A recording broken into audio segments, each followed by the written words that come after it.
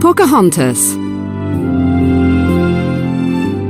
Pocahontas was the beautiful daughter of Powhatan, a very important chief in Virginia, USA. Her real name was Matoaka, and she was very brave and clever. English people arrived in the USA and settled there. There were a lot of fights between the Powhatans and the English.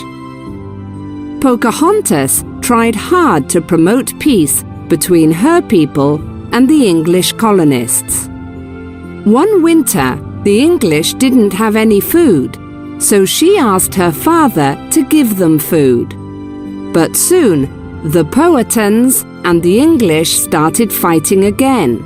In 1607, during a fight, the Powhatans arrested an English captain, John Smith. Pocahontas saved his life. In 1613, the colonists arrested Pocahontas.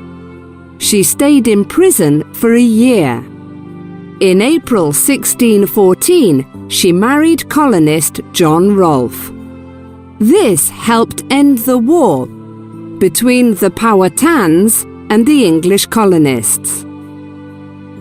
Unfortunately, in 1616, while she was in England with her husband and son Thomas visiting King James I, she got ill and died. She was only 22. Pocahontas' legend lives on today.